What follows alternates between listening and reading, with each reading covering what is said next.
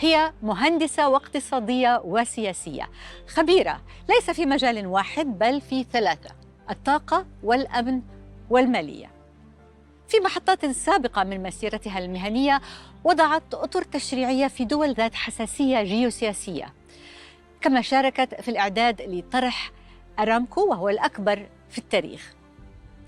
اليوم تتولى ليلى بنعلي وزيرة الانتقال الطاقي والتنمية المستدامة قيادة تحول الطاقة في المغرب، وتسهم في توجيه المملكة نحو نمو اقتصادي مستدام وتعزيز موقع المملكة كمورد أساسي للطاقة إلى أوروبا.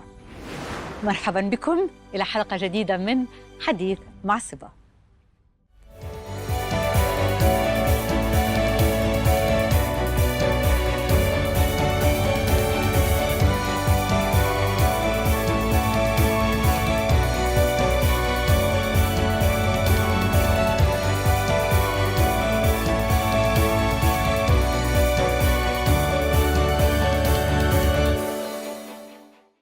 A doctorate in economics, a master's in politics, and a degree in engineering. Your Excellency, this seems to me like a very well-planned route. Were you always intentional about your education and your career? Oh, well, Siba, this is a very poignant question. Intentional, yes. I think very intentional to serve, to have an impact, because I think if I'm happy in my day-to-day life, in my job, and if I make other people happy and I have an impact on my environment, that will be my own well-being. That will be very important for my own well-being. So I think, it was. Now that I reflect on it, it was, I think, very. So was public office always the destination? You've had a fantastic career journey. Were your eyes always on public office? I think by construction, because I was always interested in sectors or ventures that would be at the confluence between politics and highly technical and very geopolitically oriented. So energy and defense and security were always part of my career path, if you may.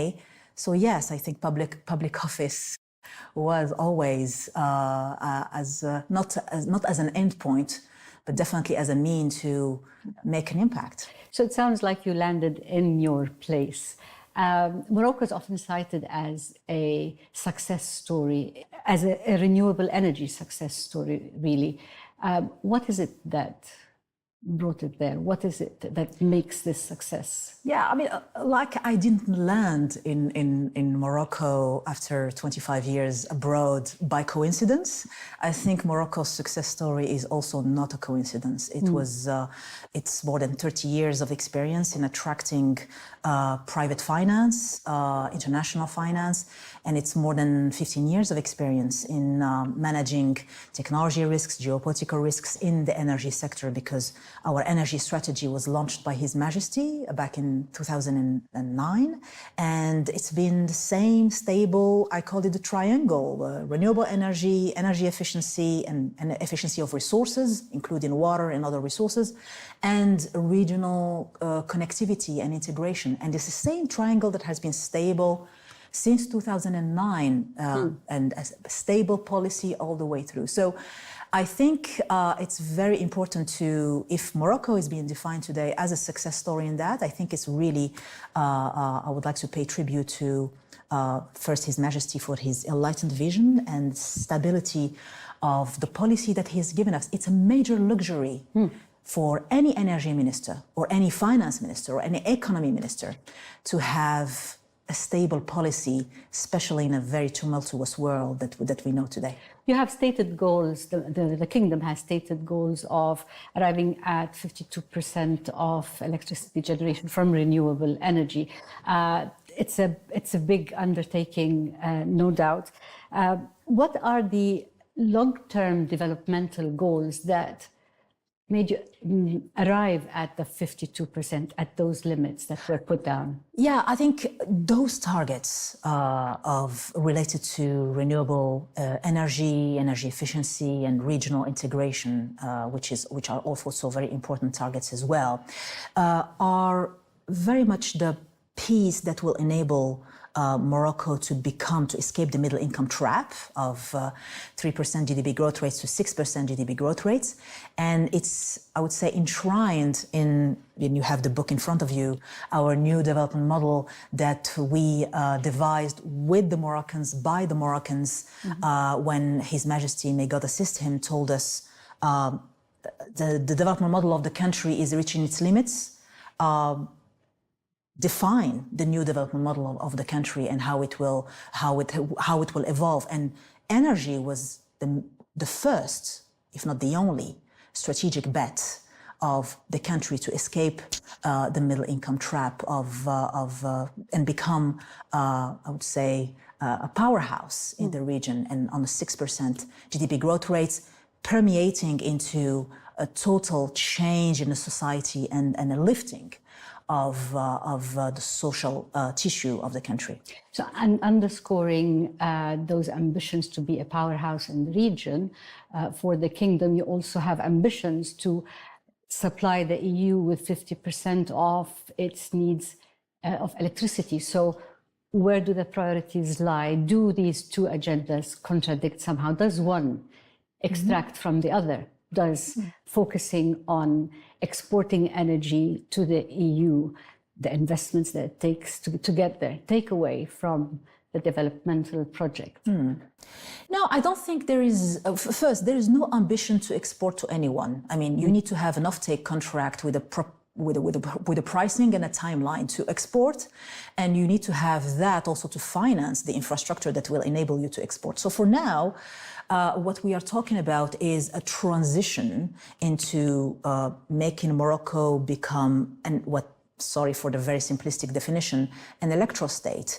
Why? Because we have the institutions in place to do that. We have the infrastructure in place to be the only corridor at the end of the day linking Africa, Europe, and the Atlantic Basin.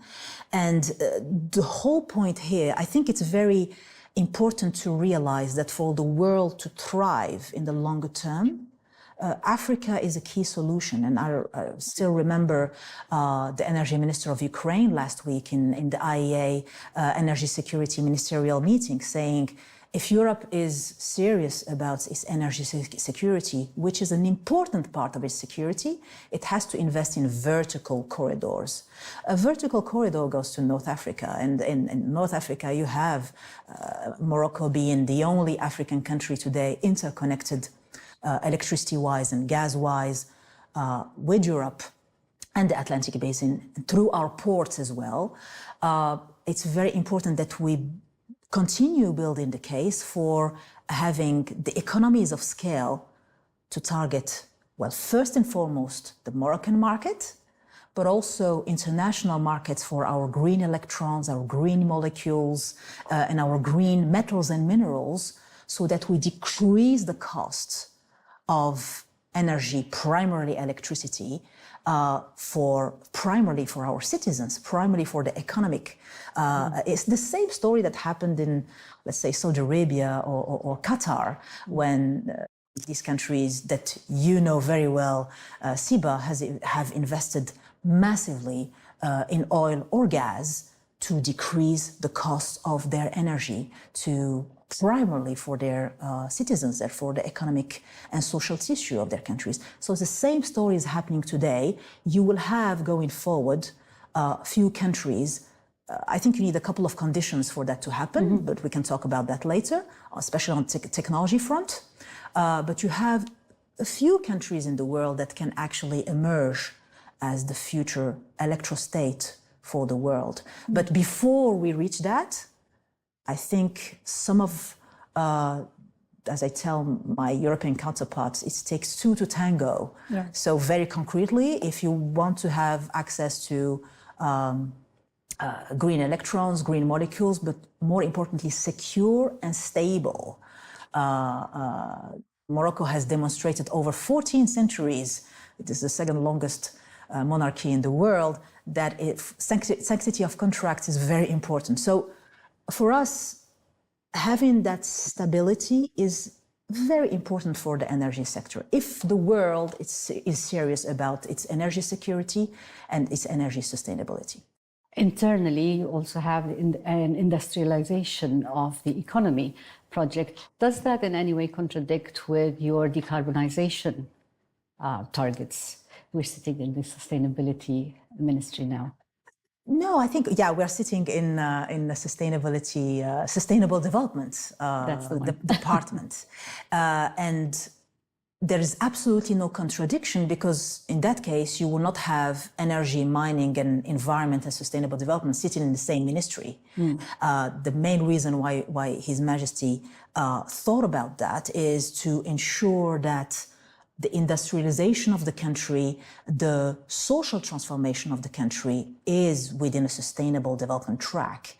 And our national strategy for sustainable development is the tool for us to permeate, I would say, the different parts of the society and enable us to, when we reach, I hope, inshallah, the 6% GDP growth rate on a sustainable basis, it means on a durable, in time, and that stays forever, I hope,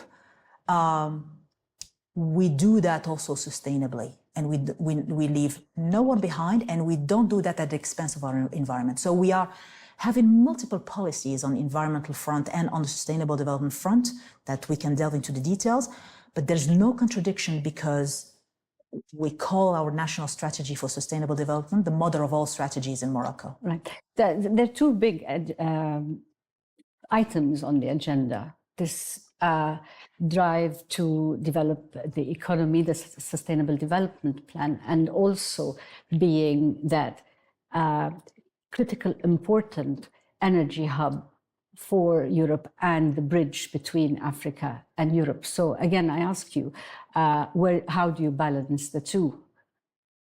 Well, it's we balance it, and resources are not.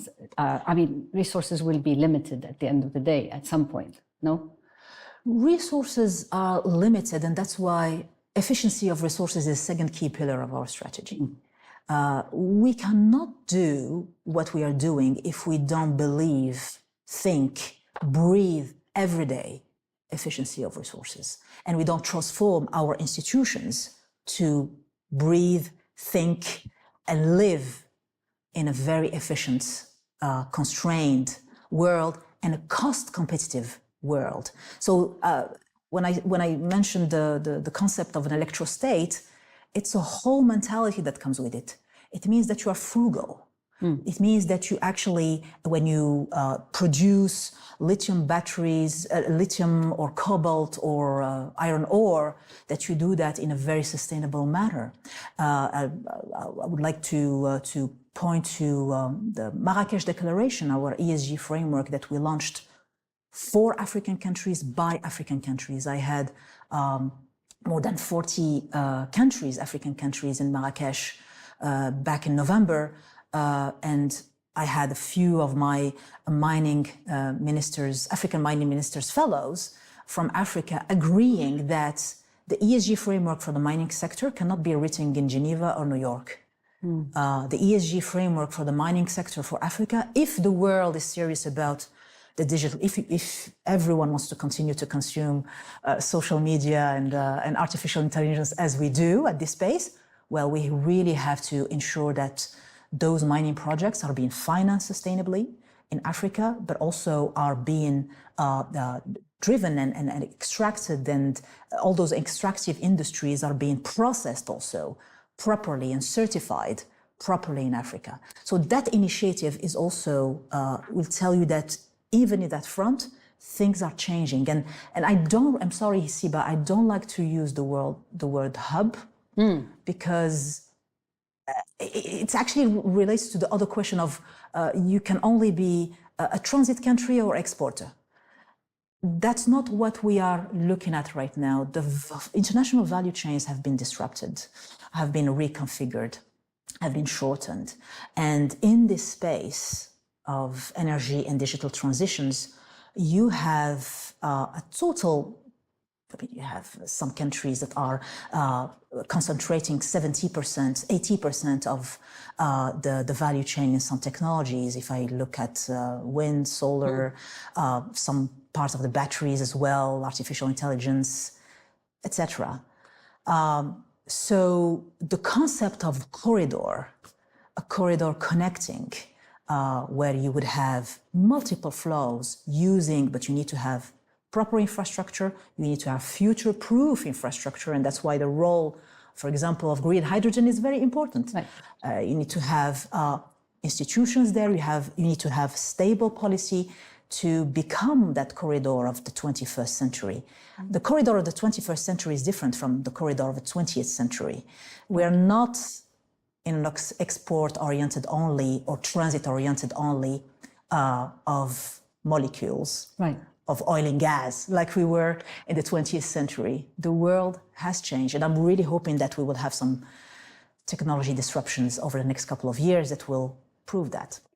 On green hydrogen, whilst Morocco has some great resources in solar and wind, water is scarce, and that is much needed in the development of green hydrogen. So how do you get over that, and how do you make the cost? How do you reduce the cost when water is expensive? I don't think water is the main issue when it comes to the development of green hydrogen. I've already been on the record on that. Well, first, as I said, we try to do everything efficiently. There are some other more mature industries in Morocco that were prevented because of water inefficiencies or bad utilization of water resources, and I don't want to point at specific sectors. So before we reach discussion about water utilization, and we are doing everything we can on the green hydrogen offer, the way we have devised it is that it's a proper governance framework, very transparent. We accompany investors throughout their testing phases, so until they reach final investment decisions, and we go hand in hand with the investors on that front.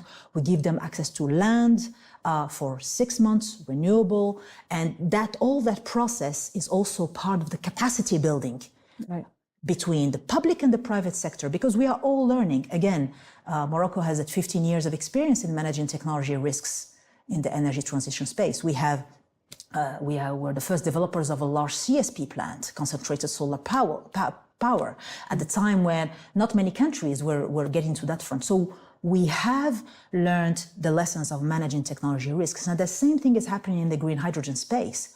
We want to try, we want to test, but not at the expense of taxpayer money, not at the expense of public investments in schools and healthcare, in the social paradigm of the country. So that's why when it comes to green hydrogen, we know exactly where we are going.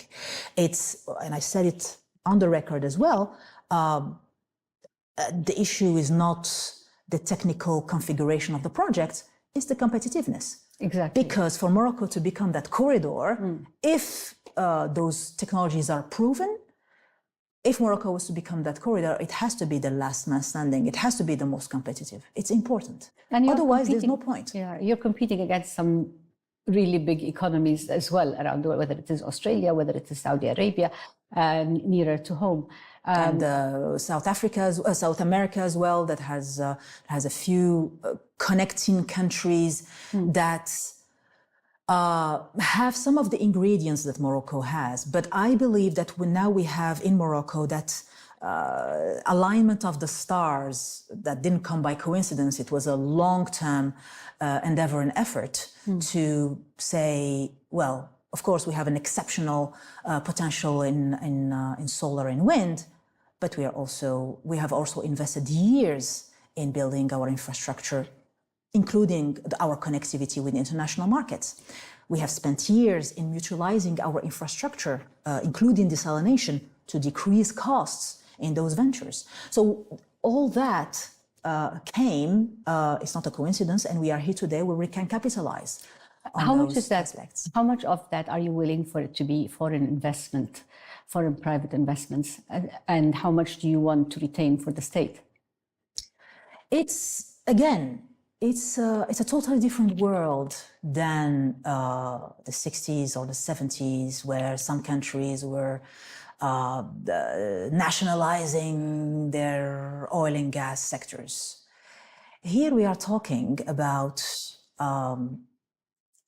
technologies, whether it's, and I talk a lot about artificial intelligence, not because it's a buzzword, it's because I think it's going to be a real disruption in the management of grids, of electricity grids, and the management of the energy sector as a whole, because it is increasing efficiency and cost competitiveness very in a very fast pace.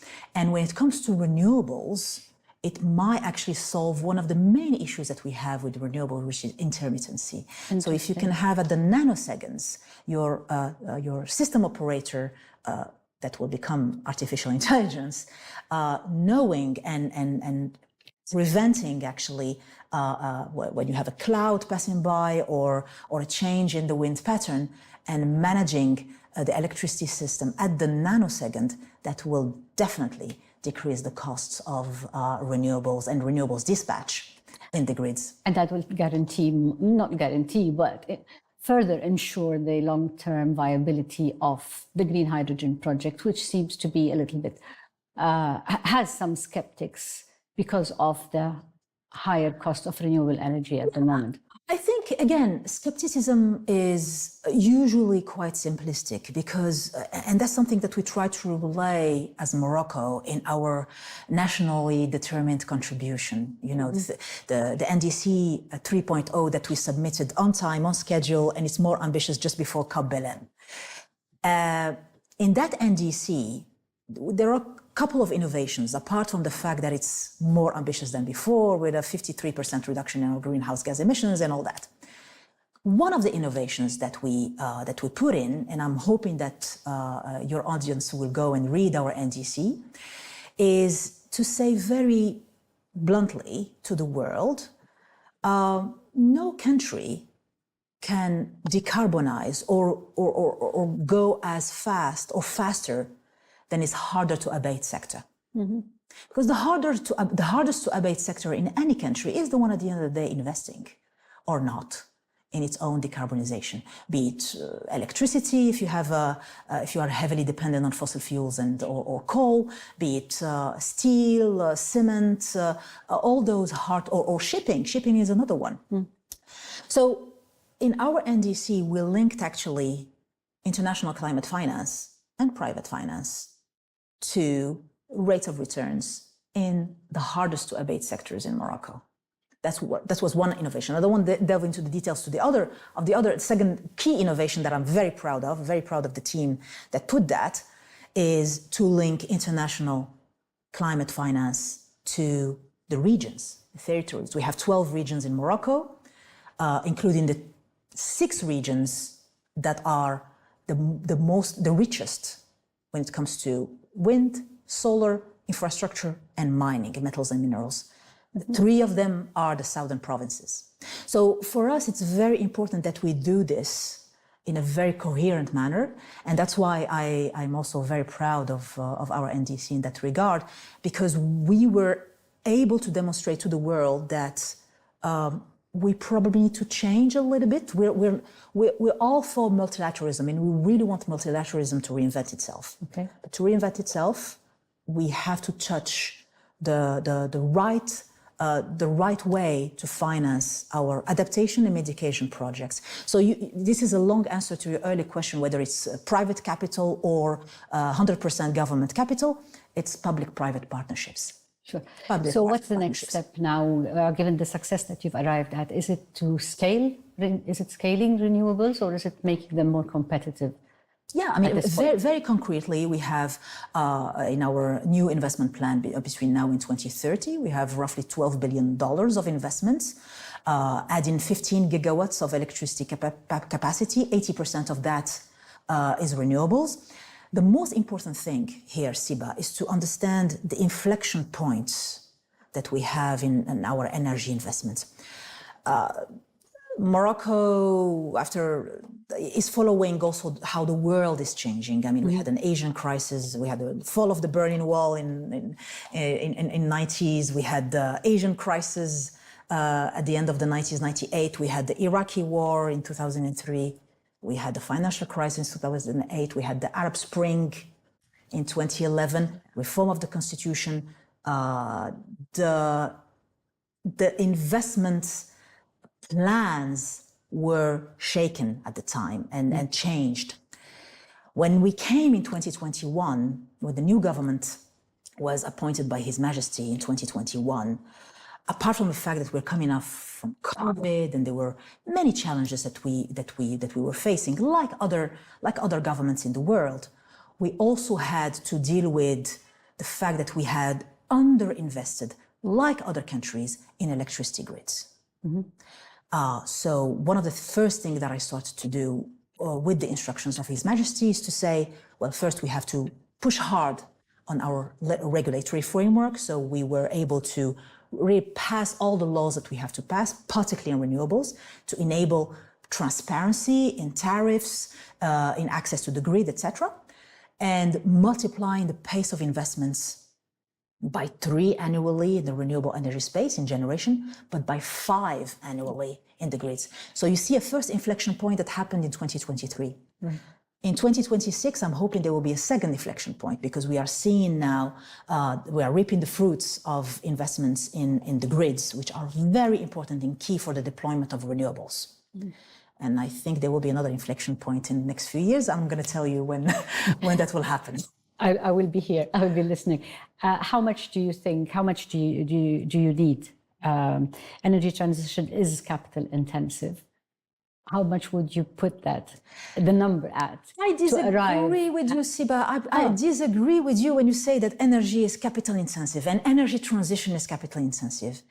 Convince me. Well, breathing, working is capital intensive. Of course, development is capital intensive. In order to have a country functioning, you need energy. So of course, yes, energy is capital intensive. However, the most important part of the cost when it comes to renewables, and that's one of the disruptions when it comes to financing this energy transition, is the fact that the operating costs are nearly not zero, but very low. Because once you have amortized your capital cost, the rest of the time you are relying on maintenance and the sun and the wind to produce your electricity. So compared to other sources of electricity like nuclear or coal or gas-fired power plants were probably the most nimble to finance, because they had that equilibrium between capex and opex. Except when you have a couple of wars that will totally increase your gas prices or have a huge volatility when it comes to gas prices. I am not, I would say, I'm not lobbying for a totally green world. That's not my point. My point is to say is, if we want to continue to live, to breathe, clean air, Morocco has faced potentially the worst flood. Yes, definitely the worst floods in its history. We had a couple of very, very dangerous floods back in 2009, but these were worse. We had more than 150% rainfall. The recent ones. The recent ones. Yes. And that after 7 years of drought. So that changes or confirms basically the fact that if you want to continue to mitigate and adapt to one of the main issues that we are facing, regardless of our ideology, regardless of whether we believe in climate change or not, it's very important to take into account the celerity of those changes, the violence of those events, because you cannot plan that properly in the previous world. You cannot plan that without access to competitive technology, including artificial intelligence, and competitive finance. It's very important to... Which brings us back to the point of costs. How much is that of a strain is that? You're going to say it's not a strain. I'm starting to get the vibe here. But, yeah, you're starting to get the vibe? Good. How much has renewable energy reached cost parity in Morocco? Meaning, do you still need government support for these transition projects? No, and we are working on making sure that all new projects are bankable. And so that's why, to get back to your question about green hydrogen, is the same rule that applies to everyone. So that's why the financing of those projects is very important. And that's why, for example, if you look at our gas infrastructure, we launched a major RFP, which was under a public-private finance scheme. We really want to ensure that our institutions are ready to be nimble enough to accompany that. Because today, among all the challenges that you have listed, Siba, technology, private finance, I mean, Morocco is an investment-grade country, so we have access to, and we have multiple good alliances on that front. Access to technology, the same thing. I think we are the only country that can become this land of reconciliation between the different geopolitical blocks on technology development. We have worked very hard on ensuring that our regulation and legislation is stable and state of the art for everyone to be able to invest and come invest in the country. The only part that we need is to ensure that our institutions, especially those that are in direct contact with the citizens and the economic tissue, if I take in the example of the energy sector, the local distributors, and the institutions that are transporting and dispatching energy. It's very important that these entities, usually state-owned, transform as rapidly as the country is transforming. You mentioned certain financial maybe structures that you have adopted. So tell us a little bit more about that. What governance and financing innovations allowed you to attract the global investors as you do? Well, it goes hand in hand. I mean, you need to put a structure that enables you to minimize as much as possible, the cost of financing, and maximize the return on investment, not only for the private investor, of course, but mainly for Moroccans. So for us, it's very important that we, and that gives you the spirit also of the green hydrogen offer and a few other endeavors that we are having in the energy sector, is we do that all the time, hand in hand. It's a lot of circularity in that process to ensure that we maintain that there's a proper sharing of risk between the state and the investors, regardless of the type of investors or pockets of capital that we will be looking at, including patient capital. We have a number of sovereign wealth funds, including our own sovereign wealth fund that is very interested in investing in energy and digital infrastructure. So we are working with them hand in hand to ensure that we are sharing that risk properly. But at the end of the day, what I need are projects that are sustainable in time and sustainable in nature. So I understand that private capital is central to your strategy. Yes, absolutely. For many reasons, not only because we see it as an additional pocket of capital, but because it enables us also to share risks, technology risks, geopolitical risks, supply chain risks. It's very important to have, and also the private sector test technologies. The private sector has access to due diligence, to intelligence that we also need as well.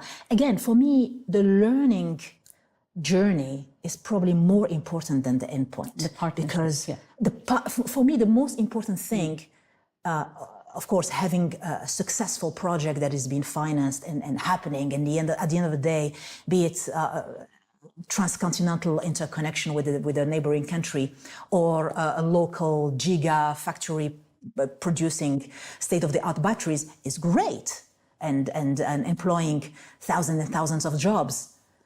What is also very important is the transformation of the administration, of the team, of the young people, the young Moroccans, men and women that are working on that transformation. Because when I won't be here tomorrow, they are the ones that will take away with them the spirit of the new development model. And I want them to be fully convinced, and as I said earlier, breathe energy transition and sustainable development every day. So for me, when it comes to structuring our gas infrastructure project, or structuring the green hydrogen offer, or structuring the financing of the interconnection that we were looking at with France, for example, it's very important for me to have a team of Moroccans, female and male, that are taking that spirit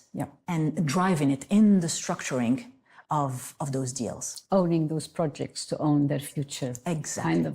Kind of thing. So it is said that capital goes where capital is treated well, right? So from your standpoint, what are the prerequisites for attracting private capital into a country?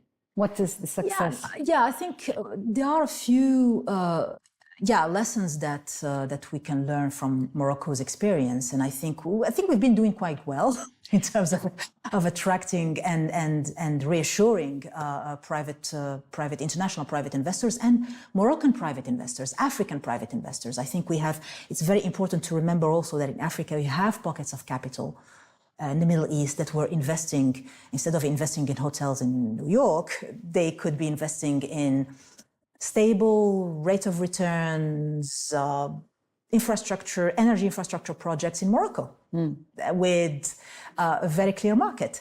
So I think there are three prerequisites probably and it's the same things that we have been mentioning early on, which is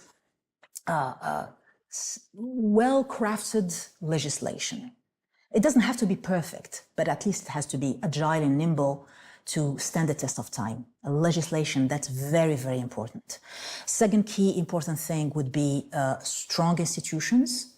Third key important thing is definitely, I think the most important of all, is a stable policy. Not only political stability, which is very key, but also stable policy. And the only reason why I would say that is today, I think a drone attack or a cyber attack can destroy an energy infrastructure, or an AI-powered social media campaign can shake governments, but you cannot bomb legislation. You cannot destroy the strength of an institution. Very difficult. It will be harder to do that. That's why I think it's very important to continue working on those things that are immaterial, that are not very conducive for a picture on social media, right. However, are key to maintain the trust of your partners, be it private sector, government, patient capital, etc. What would be the biggest constraints, do you think? Is it at the moment for you, at the stage where the transition is at? Is it capital? Is it technology? Is it infrastructure? Is infrastructure catching up with the capacity? You've obviously built significant capacity, but what about the infrastructure that goes with it? Yeah, we are working hard on infrastructure, and I think Morocco is also a very good example for other middle-income emerging markets, because we reached 99.9% of electrification of the country. Now we are moving to the next phase of ensuring that we strengthen that infrastructure to be that major corridor between and reach those economies of scale to decrease the cost of energy for our citizens. I think the key challenges is, as I mentioned earlier, the transformation, a fast transformation, not of your infrastructure. That we can do that. We know how to do that, I think, especially with the help of our partners, with the help of the private sector. We know how to do that. I think the human element and the regulatory element, the institutional element, is key. And I always insist, and you see it in many countries. I mean, in many countries, being petrostate or electrostate, and I'll stop using that very simplistic definition until I find a new one. I think regardless of where you stand and how you see your future going forward, I think it's important to ensure that your institutions are nimble, strong, but nimble and taking into account the interests of the population. It's very important to work to make sure that these institutions are a tool to serve the population of the country. And more or less, these are what ESG frameworks are put down to protect or to guide, or it's a framework to work within. As a policymaker today, do you feel that argument that is heard? As a policymaker today, do you see that the conversation around renewables and clean energy and climate change and all that has shifted recently? It's a great point, Siba. Have they shifted recently? They appear to have shifted globally, but I don't think they have shifted. Oh, I don't think so. I think the value of human life is still very high. You may have, and I look at how the world is evolving. It's a shifting world order, and I don't like also the expression of a new world order, but it's the same world order that started after the Second World War, and we've been seeing, I would say, safety valves. Out of those. One way of putting it, yeah. It's one way of putting it, but I always think about one of my earliest mentors, Dan Yergin, who used to tell us when we were writing our analysis reports, I don't want to read anything that is written in the Wall Street Journal. Okay. So you train your brain to look at the underlying factors, at the shifting interests of the stakeholders. So yes, I can see the various changes in political discourses, and of course, we're all having government mandates with elections coming. Yeah. So, of course. I'm not saying the opposite. However, I think it would be very dangerous to say, because we believe in this ideology or this other ideology, where we should stop investing or exclude. No, but no doubt we do live in a fragmented world. And in this fragmented world, do you believe that collaboration around clean energy and renewables can still happen? For Morocco, it's still happening. And it's happening differently than in the 20th century. We have, for us, regardless of how things evolve, the stability, and that's why the third key pillar of our energy strategy is regional integration, remember. It was not a coincidence. It's because for us, nurturing alliances, nurturing partnerships in two key areas that are tremendous, technology and finance, right, is key. So when I said Morocco becoming this land reconciliation between the major geopolitical blocs, investing in the R&D space, in batteries and storage and artificial intelligence, in electricity, connectivity, etc. It's not poetry. We want to ensure that regardless of what you are developing, if your technology seems to be relevant for the future of the world, you are very much welcome to invest in Morocco. And share with us. But again, the condition is... And how do you maintain this, keep looking at the long term, putting down policies and strategies for the long term, when things keep shifting around you? For example, in the United States, the administrations recently have had contradictory views on this area. So how does Morocco ensure the stability, and how do you stay on the strategy? Well, Siba, first, I never comment on other partners. No, I meant how does that affect your plans and planning forward? It doesn't. The thing is that that's the point that I'm trying to make. It does not. Yeah. Because if you had to change plans whenever China or the European Union or the United States change or is perceived to be changing their plans, again, we have a new development model where energy was a strategic bet number one for the country to emerge. So let me ask you a question, a personal question. I think take this personally. Yeah. You work in a very in an environment that's shaped by uncertainty, a lot of uncertain elements to surround you in your environment. How do you stay grounded when things are shifting so quickly? Well, I mean, you stay grounded by remembering that you are working, whether you are in energy or defense, security, you have to live with uncertainty and shift. Otherwise, change jobs, change sectors. Right. Go to another sector where there's less volatility and less shifting technologies and... Did you know that before you took office, or is this a revelation having come into the job? What did you underestimate most about working in government? What I underestimated most is actually the introduction of my PhD, and I should have known better, is the difficulty to change institutions. That's the resistance of institutions. I mean, you can have all the most beautiful strategies that you can think of on paper or on PowerPoint slides, or whatever.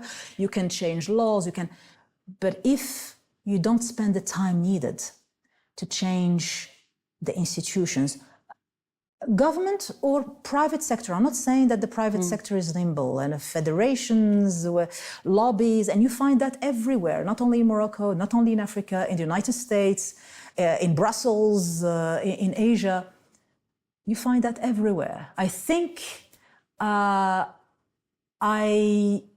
probably have underestimated because we were so consultative in our approach for the new development model. We heard Moroccans, we heard political parties, we heard from every part of Morocco, and even Moroccans abroad. I think that was one key challenge that I underestimated. So engineer, economist, and now government minister, when you're making a tough decision, and what is a genuinely difficult decision, what does that look like for you? When you're making those decisions, which one shows up most? The engineer, the economist, or the government official? Oh, wow. Well, for Siba, I would love it if I had an easy decision to make. So all the decisions... Don't we all? Yeah, well... I'm afraid that it always comes in trade-offs. You always have to make trade-offs between different, interests, parties, the well-being of the citizens, job creation, jobs preservation. So, which part of my personality comes? I would say it's the mother. How interesting, the nurturer. I think it's the mother, because at the end of the day, and there's a book that I love, and I wanted to offer it to you because you're a woman as well. It's The Art of War for Women, Winning Without Conflict. Okay. If you win with the conflict and there's a winner and a loser, you haven't really won. And that's exactly the same spirit that Morocco is conducting to solve the longest conflict on the UN desk, which is the Sahara, and we were very happy with the vote of the UN Security Council at the end of October. We don't want to have in this endeavor winners and losers, and that permeates everything we do every day in making decisions, in making sure that the country wins. So would you say you personally are a consensus builder, or are you happy to stand alone where needed? I think it's both. Sometimes on some issues, I'll definitely have to be a consensus builder on building an ESG framework, on deploying a sustainable development strategy or policy. Definitely have to be a consensus builder when the issues are universal. But I also have sometimes to, on some other issues where I know that the interests of the population is prominent. yeah, I know that I'm guided by my values. And if I know that my values are right, and I'm doing the right thing, I will not listen to, I mean, I would listen, I would spend some time listening, but once I've had enough information to make a decision, I'll go alone and make a decision. So my next question was going to be, when do you hold your ground or when do you compromise? But I think you've answered that for me. How has leadership changed you? Well, I think you are in constant change since you become an adult, and you are in positions of leadership, whether you are a politician or a housewife, regardless of what you do, because you are making decisions every day that impacts the well-being of your immediate family or the artisanal miner in Rashidia or the fishery in Dakhla. So I think it's a constant change, and I think. Are you calmer or less calm? Are you more patient or more impatient, taking on this big portfolio and this big leadership position? You're talking about the last 5 years. I don't know. I think you need to ask my team, because I feel that I'm more impatient with them. You are. and I'm more impatient with the ecosystem that help us in this transition, social and economic transition. So I think during the first few years in office, I was more consultative than pushy. But now, because we have put all the framework and all the ingredients needed to win this transition of the country, which is again an economic and social transition before being an energy or digital transition. So no excuse to transform. Do you feel your voice carries more clearly now more than earlier in your career?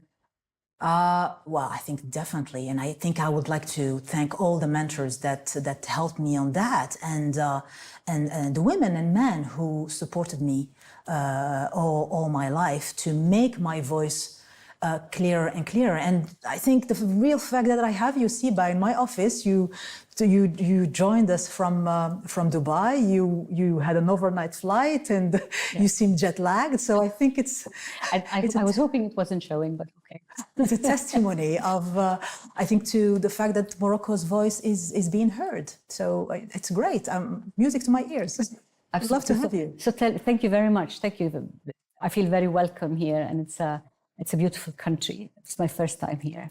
Happy to be here. So if you were advising somebody who wants to move from the private sector into the public sector, what would be your honest advice?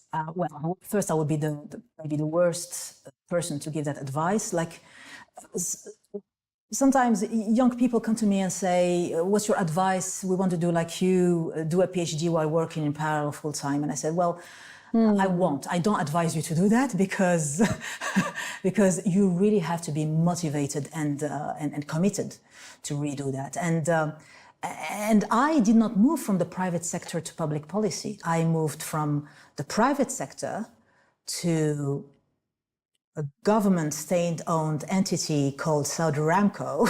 Right. And I spent more than nearly 8 years there.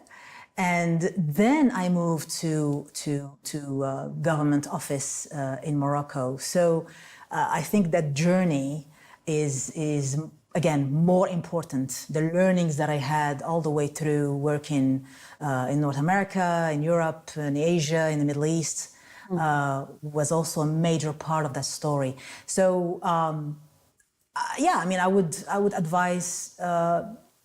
The same advice that I would give to young people who want to do a PhD while working in parallel more than full time is you have to be committed. If you're not committed, if you don't wake up every day and every minute, when you have, as I said, you will have tough decisions every 5 minutes. So if you're not committed, if you're not convinced, if you have like 2% of doubt, don't do it. What were you committed to when you did it? The impact, the well-being of Moroccans. I spent 25 years abroad. I was seeing my country transforming, but not at the pace that I wanted it to be transformed. And I could see all the ingredients being there, all the ingredients being there for Morocco to become, So we go full circle back to the beginning of this nice conversation when I asked you whether it was a pre-planned, premeditated, intentional journey to arrive here where you have. Siba, yes, I think if you're not intentional in your journey, again, don't do it. So it's very important to understand that I'm not going to say that everything I do is intentional. No, I'm not a robot. But I know that the well-being of the people that I care about, whether it's my kids, my immediate family, people that I love, or the Moroccans, has to be aligned with what I do every 5 minutes. Otherwise, I'll be bored. Otherwise, I will be miserable. So whether that's intentional or not, yes, I was very intentional in seeking happiness in my life and in my job. Everything that I do has to have value. I wish you all the happiness. Thank you very much for your time. Thank you very much. Thank you. Thank you, Siba.